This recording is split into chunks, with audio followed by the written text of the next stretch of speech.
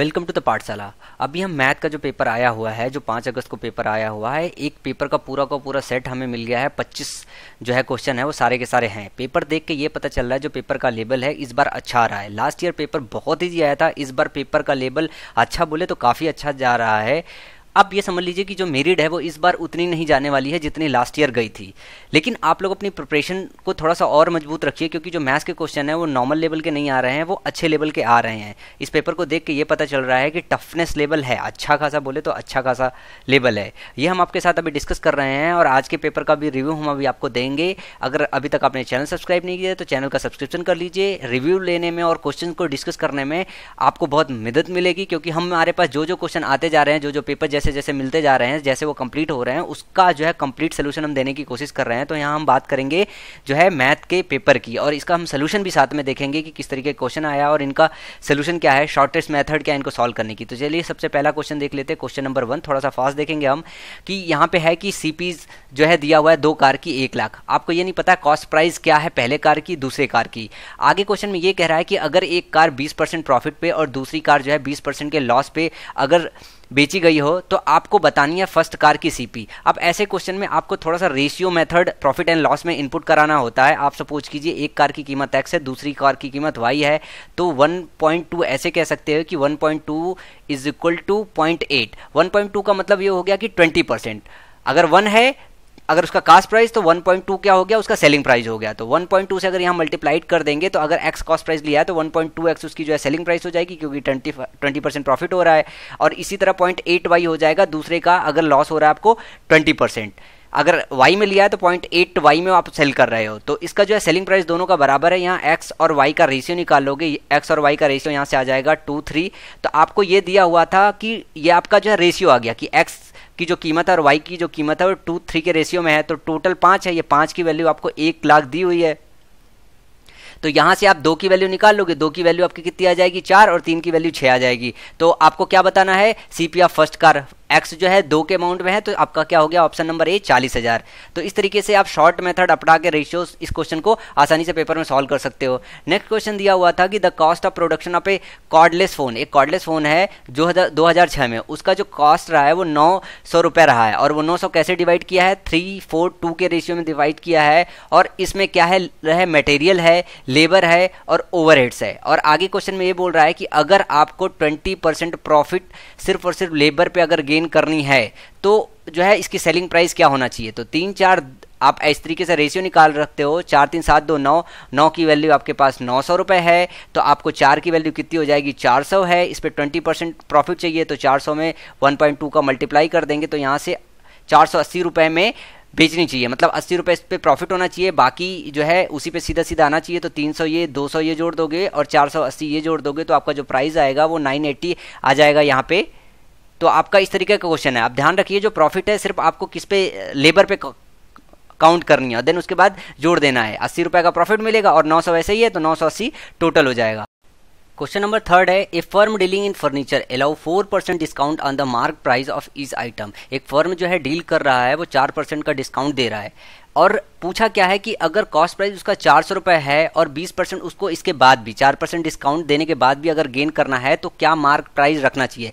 ऐसे में क्या आप कीजिए, 100 रुपये आप मार्क प्राइस मान लीजिए और 4% डिस्काउंट दे रहे हैं, मतलब 96 पे बेच रहे हैं। अब यहाँ से आपको क्या निकालना पड़ेगा आपको कॉस्ट प्राइस आपके 100 रुपये मार्क प्राइस के हिसाब से। तो 20% जो प्रॉफिट है वो 96 है, मतलब अगर ऐड करें आप 20%, मतलब 120% किसी चीज़ का कितना है 96। 1% निकालेंगे यहाँ से तो आपको मिल जाएगा 96/120, यहाँ से निकालेंगे आपको 80 रुपीज़ आ जाएगा कॉस्ट प्राइस, अगर 100% यहाँ पे निकाल लेंगे वैल्यू। तो अगर 400 कॉस्ट प्राइस है, मतलब अगर 80 रुपये कॉस्ट प्राइस है तो मार्क प्राइस कितना 100 है, तो 400 के हिसाब से निकालना पड़ेगा। तो 80 है तो 100, 400 अगर कॉस्ट प्राइस हुआ तो 100/80 मल्टीप्लाइड बाई 400, यहाँ से निकालोगे तो 500 रुपीज़ आ जाएगा।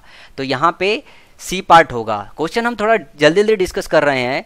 बात करें क्वेश्चन नंबर 4 की, कि reduction of 10% in the price of sugar enables a house wife two by 6.2 kg for ₹279। Find the reduced price पर किलोग्राम। आपको रिड्यूस्ड प्राइस बताना है। आप ऐसे समझिए कि 10% रिडक्शन करते हो तो 6.2 kg मिलता है, अगर 100% करोगे तो 62 kg मिल जाएगा, और टोटल रुपीज़ आपके कितना है 279। अब इसमें 62 से भाग दोगे तो आपको पर केजी मिल जाएगा, यह आ जाएगा 4.5, आपका ये वैल्यू होगा। ये सारे क्वेश्चन आपको आशीष सर ने बहुत प्रॉपर तरीके से समझाए हुए हैं। क्वेश्चन नंबर 5 है the difference between principal and interest for 15 year at the rate of, यहाँ 5% होगा, at S I is given ₹250, find the principal. यहाँ पे करना क्या है, 5% की वैल्यू निकालो आप, ये होता है 1/20, इसको फ्रैक्शन में निकाल लो, मतलब ₹1 इंटरेस्ट है अगर ₹20 आपका प्रिंसिपल है तो।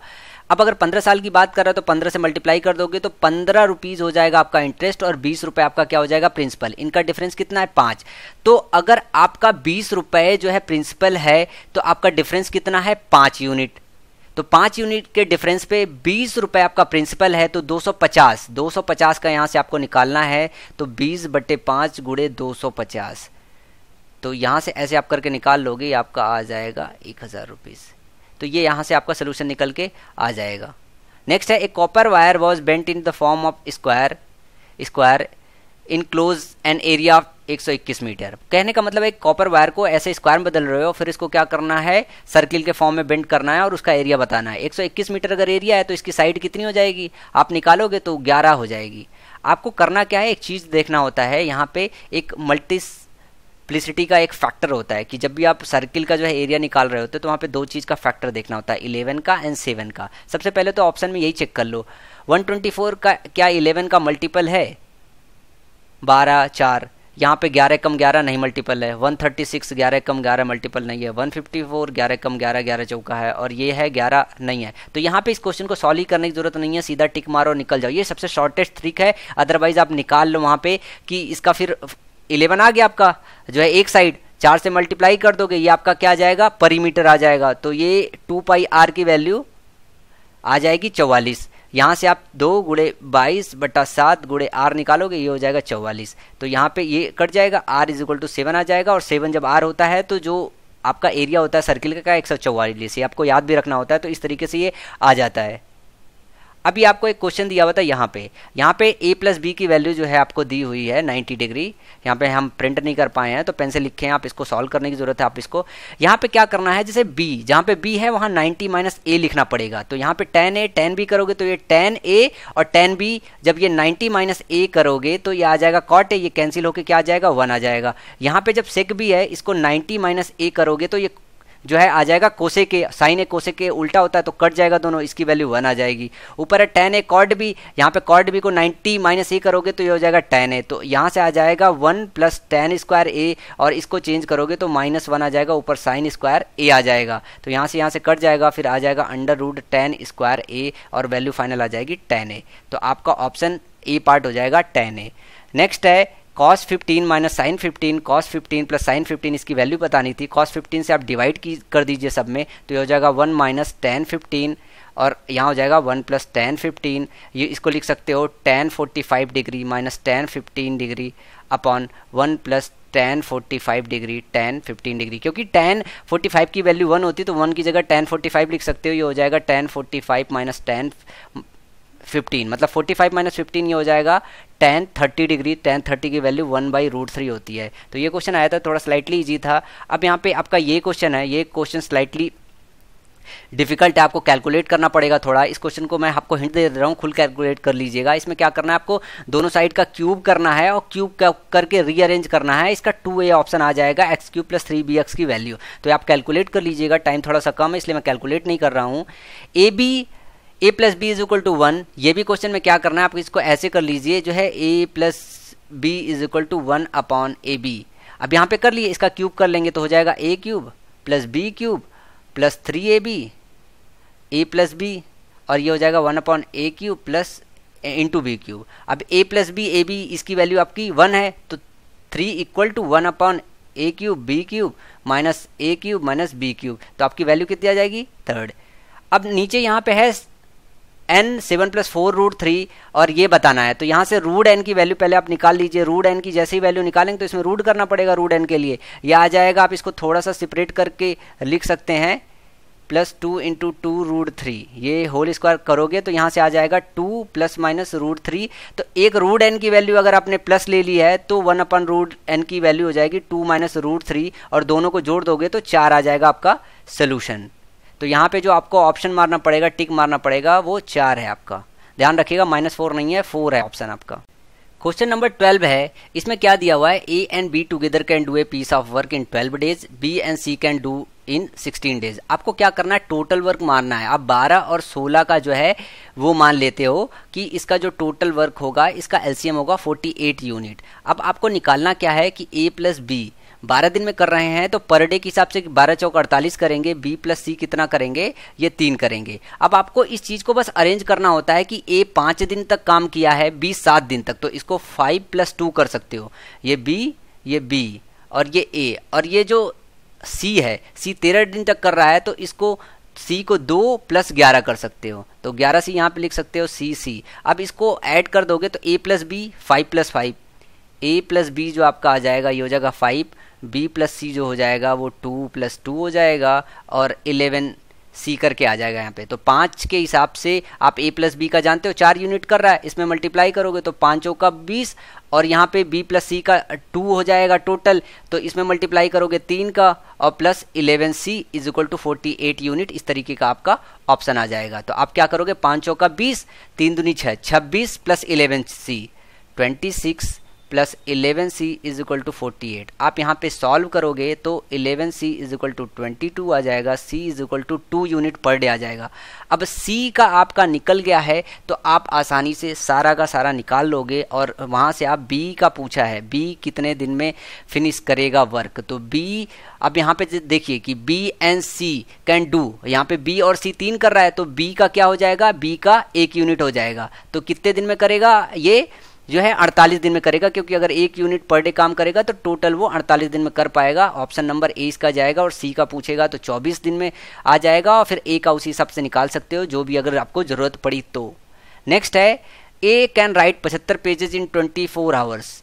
अब यहाँ पे आपको क्या करना है, 3 पेजेस पर आवर इस तरीके से निकाल लो। अगर 75 पेज करता है 25 घंटे में, तो 1 घंटे में कितना करेगा, 3 पेजेस पर आवर करेगा। ए एंड बी टुगेदर, ये ए का दिया हुआ है, और ए प्लस बी का कितना है, ए प्लस बी का 135/27 करोगे तो ये आ जाएगा 5 पेज पर आवर कर रहा है। इट मीन्स बी कितना कर रहा होगा, बी 2 पेज पर आवर कर रहा होगा। तो पूछा है कि कितने टाइम में 48 पेजेस हो जाएंगे, तो अगर वो 1 घंटे में 2 पेजेस कर रहा है तो 48 कितने में करेगा, 24 घंटे में कर लेगा। तो आपका सी पार्ट सही हो जाएगा। तो ये कुछ इस तरीके के क्वेश्चन आए थे। यहाँ पे 14वां क्वेश्चन है, ये थोड़ा स्लाइटली डिफिकल्ट है, अगर आपकी प्रैक्टिस अच्छी नहीं है तो आप क्वेश्चंस को सही नहीं कर सकते हो। इसका लेबल बड़ा सही रहा है, ये जहाँ पे क्वेश्चन मार्क लगा है सारा का सारा एंगल है, ये दिया हुआ था। यहाँ पे आरपीएस की वैल्यू पूछी है। पहले तो समझिए क्वेश्चन क्या दिया है, ओ दिया हुआ है, सी दिया हुआ है। O and C orthocentre है, सी सर्कुम सेंटर है, acute angle triangle P Q R का। तो आपको एक फिगर ड्रॉ करना होगा, पी क्यू आर। आपको पता है ऑर्थो सेंटर होता है, इस पे परपेंडिकुलर होता है, तो ये चीज़ आप ध्यान रखिएगा कि इस पे परपेंडिकुलर होता है। ये सी सर्कुम सेंटर होता है, तो ये वैल्यू आपकी दी हुई है। ये वैल्यू कितनी दी हुई है, 130 डिग्री, और ये रेडियस बन जाती है, ऑर्थो सेंटर होता है, और ये इसका हाफ हो जाता है टोटल, तो ये 65 डिग्री हो जाएगा। 130 डिग्री हो गया तो आप यहाँ पे इसकी आसानी से वैल्यू निकाल सकते हैं कि 130 में से आप घटाओगे 50 हो जाएगा, तो ये 25 डिग्री हो जाएगा, ये हो जाएगा आपका 25 डिग्री हो जाएगा। आप समझ रहे हैं ना कि मैं क्या बताने की कोशिश कर रहा हूँ। यहाँ से आप और कैलकुलेट करेंगे तो आप वैल्यूज सारी आसानी से निकाल सकते हैं। ये टोटल आपको वैल्यूज दे रखी है क्वेश्चन में 60 डिग्री।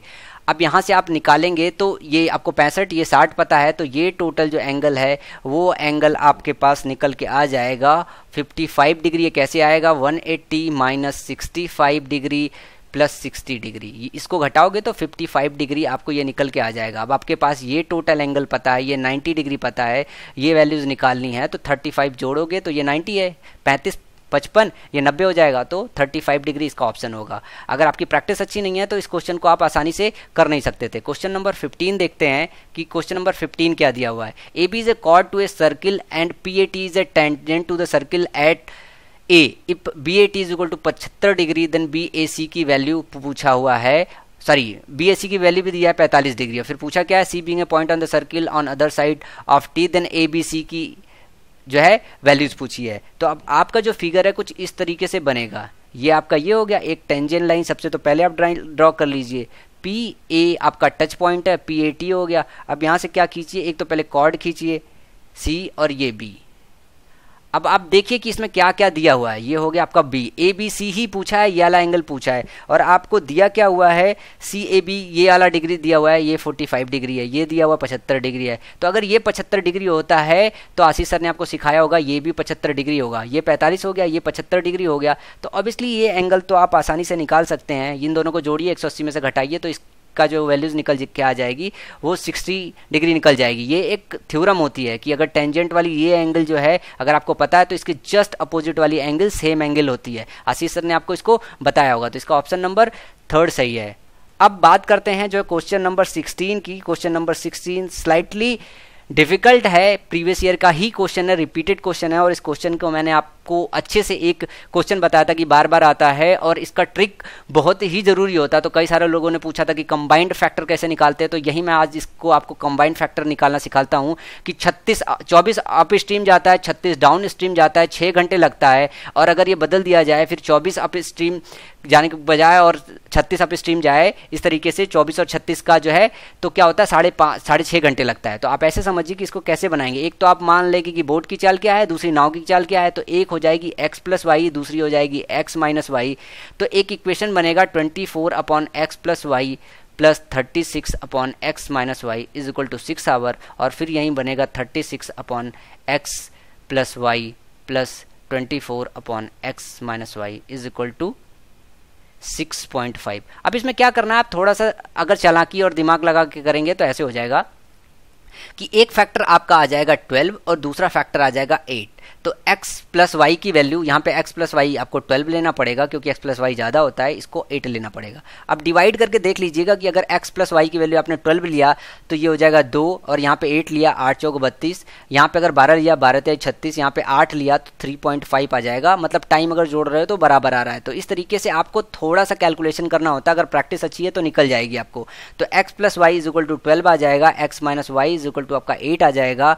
तो यहाँ पे आपको 2y की वैल्यू आ जाएगी। y ये जो है आपकी वाटर स्ट्रीम की चाल होती है, करंट की चाल होती है, तो यहाँ पे 4 आ जाएगा। y की वैल्यू कितनी आ जाएगी, 2 किलोमीटर पर आवर आ जाएगी। तो ये ऑलरेडी मैं क्वेश्चन आपको खुद मैंने कराया है, आशीष सर ने क्वेश्चन नहीं कराया है, इसका मेथड मैंने आपको खुद अपनी क्लासेस में बताया था, और ये बताया था कि किस तरीके से इसको करते हैं। ये बहुत शॉर्ट तरीका होता है। अगर आपको ये कैलकुलेशन नहीं आता है तो इस क्वेश्चन में बहुत ज़्यादा टाइम लगाने वाले हो तो बी पार्ट इसका सही होगा। बात करें क्वेश्चन नंबर 17 की। क्वेश्चन नंबर 17 देखो कुछ ऐसा है, ये दिया हुआ है कि एक आपका फ्रूट है, फ्रेश फ्रूट है, एक ड्राई फ्रूट है। तो आपको करना क्या है, फ्रेश फ्रूट लिखना है, इधर पे ड्राई फ्रूट लिखना है। और आशीष सर ने ये क्लास में कराया होगा जहां तक मुझे अंदाजा है, ऐसा तो है नहीं कि उन्होंने छोड़ा होगा।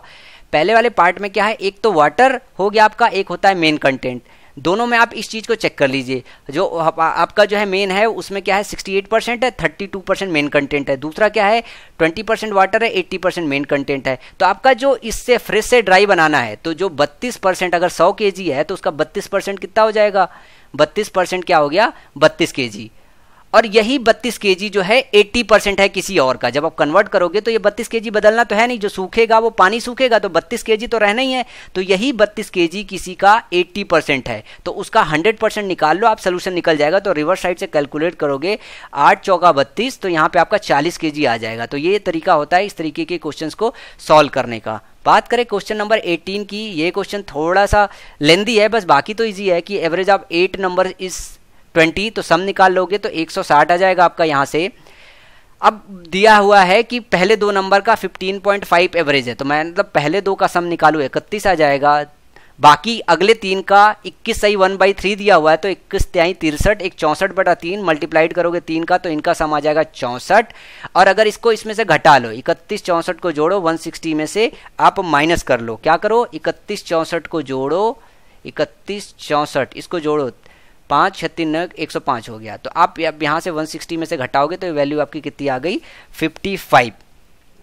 तो जैसे आप यहाँ से निकाल लिए आपका 55 आ गई जो है वैल्यू 95 आएगा, ये आएगा 65 आ गई। तो आपको ये पता है 6th 7th और 8th नंबर का सम 65 होगा। 6th नंबर आप मान लो कि x है, तो उसके बाद जो है 7th हो जाएगा x प्लस 4 और दूसरा हो जाएगा x प्लस 7।